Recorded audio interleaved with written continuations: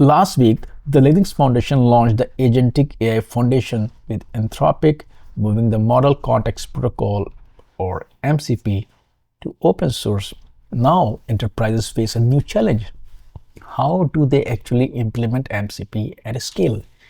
Mirantis has some answers, and here at TFI we are also responding, and we are launching a new show called the Agentic Enterprise. And on the very first episode of the Agentic Enterprise, we have with us once again Randy Bias, VP of Strategy and Technology at Mirantis, to deep dive into this announcement by Mirantis today. Randy, you were here last week where we discussed the announcement, the launch of new foundation, Agentic AI Foundation, or Linux Foundation umbrella, and now Mirantis is announcing MCP AdaptiveOps services. It's fascinating how open source enables organizations to move so fast. Can you talk about what gaps are you trying to fill for enterprises with today's announcement? Yeah, first of all, I'd like to say I'm representing. Everybody should be running MCP.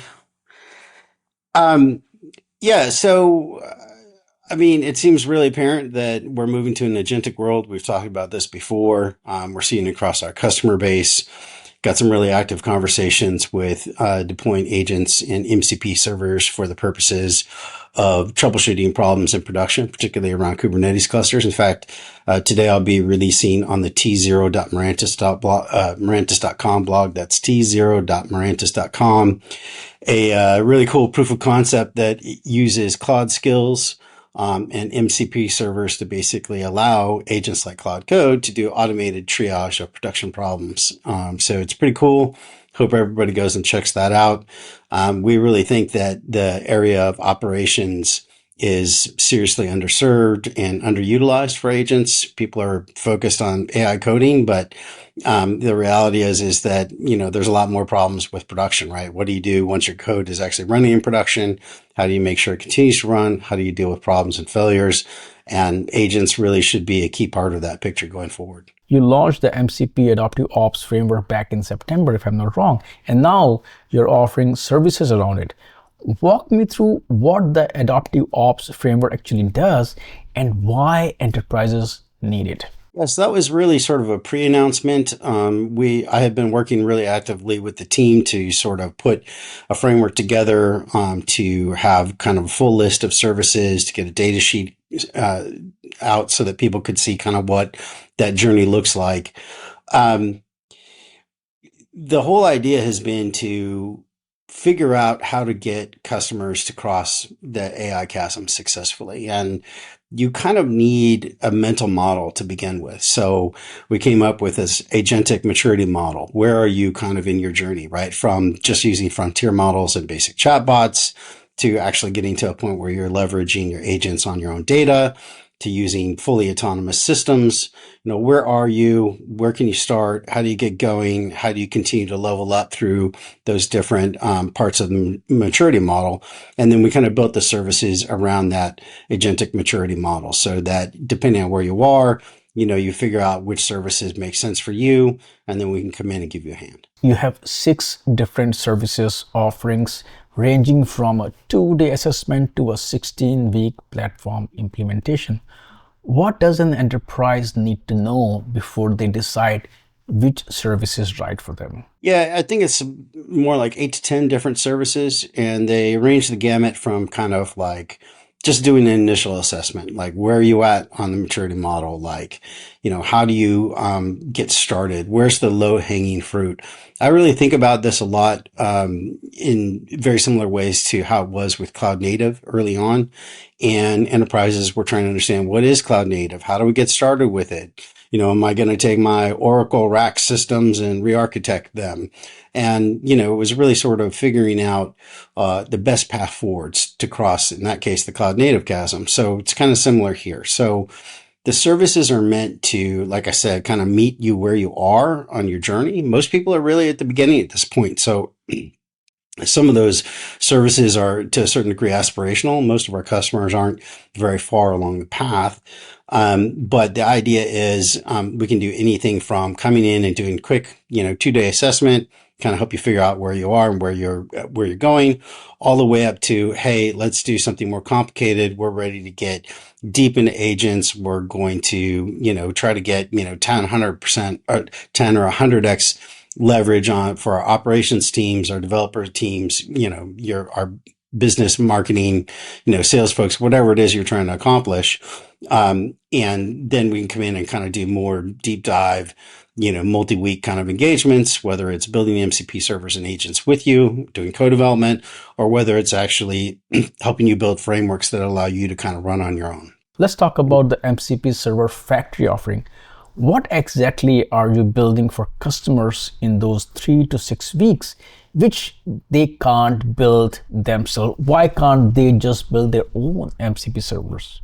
Yeah, so this is great. I think this is where things start to get very interesting. Right now, we see a lot of people building custom agents and custom MCP servers. And I really question whether you need custom agents, right?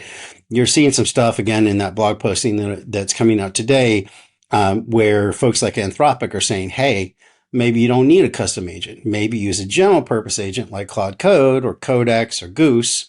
And what you do is you give it domain expertise. And how do you give it domain expertise? You give it a set of domain skills using things like Claude skills, right?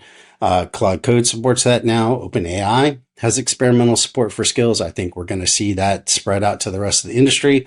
So you take domain skills and you give domain tools. So that would be MCP servers that can do specific things for you in sort of the domain of the problem you're trying to solve.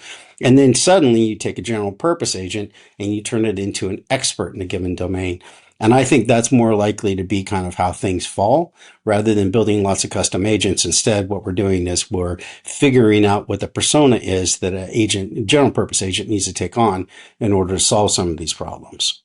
So that's where sort of the MCP factory idea comes in, right? Can we make this be something where you take your domain experts and they build the skills and the domain tools, and then you put that into a library so that you're launching agents, general purpose agents like Claude, for specific tasks where they're operating in a sandbox and they're working on that specific task in that specific domain until they complete. One of your offerings is specifically around AI risk and compliance. We know AI governance is a major concern for enterprises. What are the biggest compliance challenges you are seeing with agentic systems that need to be addressed? Yeah, I think it's real easy to kind of get out ahead of ourselves. Right now, the conversations around AI risk and compliance are relatively early, just as kind of, where we are as a state of play. And I don't think we need to worry about AI risk and compliance so much as we need to worry about existing risk and compliance, right? If you're a healthcare company, you have to be concerned about HIPAA. If you're in financial services, you need to be concerned about all the regulations that apply for you there. There are regulations that are specific to different geographies. You've got to be concerned about those. We have a fundamental challenge here, which is that AI is both a horizontal and a vertical technology. It's going to be employed everywhere within the enterprise, and just really foundational issues are what we have to deal with, which is how do I make sure that no PII information is leaving my four walls of my enterprise? How do I make sure that no HIPAA information is leaving? How do I manage my existing compliance more than you need to worry about, new AI risk and compliance regulations that might come out? And so that even gets to places where you might start thinking about, okay, we've gone through this agentic maturity model. We've leveled up. We now want to deploy agents on highly sensitive data, electronic healthcare records, financial data, things like this. Now we have to start thinking about deploying inference engines, LLM, other Gen AI engines on site, right? Because we don't want that to leave our four walls. So now we've got to look at things like Coordinate AI or other solutions where you've got to deploy your own AI sovereign factory.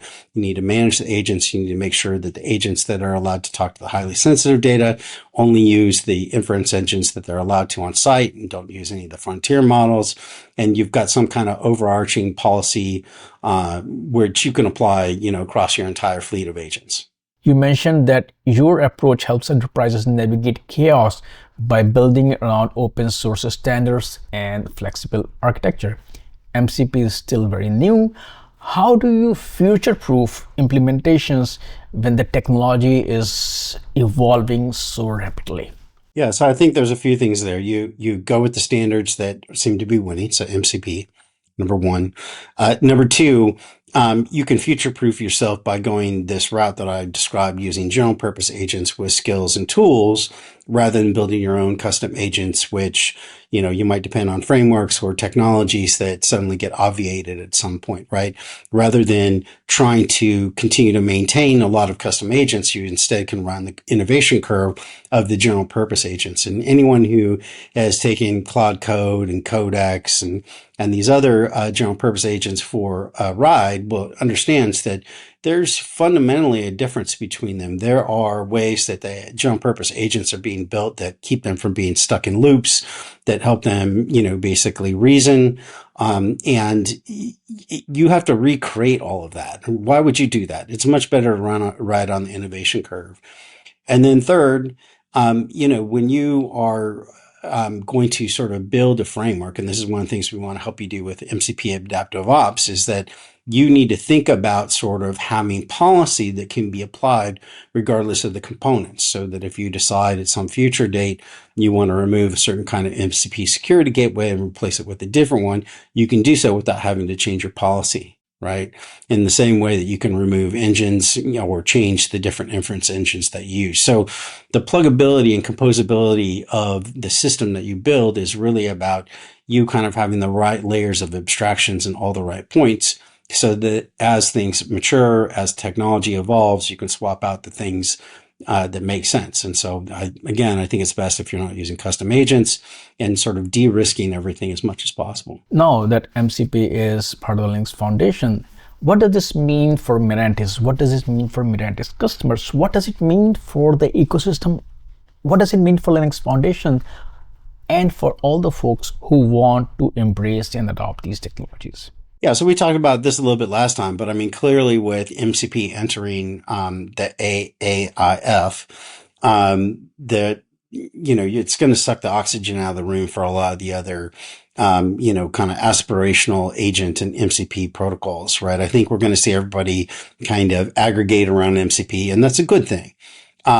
We don't need fragmentation in the space. We need standards. We need protocols that everybody uses. They don't need to be perfect. I am always kind of a little bit surprised when you still see people trying to look for sort of the best technological solution. What we've seen time and time again is that the best technological solution isn't the one that wins, it's the one that gets mass adoption. So MCP going into the Linux Foundation, getting that weight around it of people like Anthropic and OpenAI and Google, and it's a whole cast of characters, really says that this is going to be the technology for the future. And I think I'm going to bet on it. I think a lot of other people are going to bet on it. It's going to be sort of the thing that eventually wins. So now's the time to get on board, kind of like OpenStack in the early days, Kubernetes. This is the wave to ride. And I am already seeing just incredible changes in people's thinking about MCP and how they're going to evolve it going forward, right? So in that sort of proof of concept that I'm putting out on the T0 blog today, it's pretty interesting because I took it upon myself to say, okay, what goes into skill and what goes into MCP server? How are those different, right? And that's kind of that whole thing of trying to figure out what's AI native, what are the patterns? And we're still early in the stages of figuring out what that is. But again, the one that I see that's starting to rise to the top and be really clear is that a key pattern is use general purpose agents, give them skills, and the skills are the encoded knowledge and wisdom of human beings as operators and users in that domain, and then give them tools that they can use to do real-time introspection of running systems to basically add that to their process. And so those are the things, right? Skills for your process and workflow, tools for your real-time data acquisition, agents to tie it all together. And I think that's an emerging clear AI native pattern. And those who are interested in start dipping in toes with what Mirantis is doing, how can they get started? On the website, there's an MCP AdaptiveOps web page, landing page. You can fill out a form there and ask for more information, and we'll be in touch. You can find me online anytime. People know how to find me. I'm very easily found on LinkedIn and other places.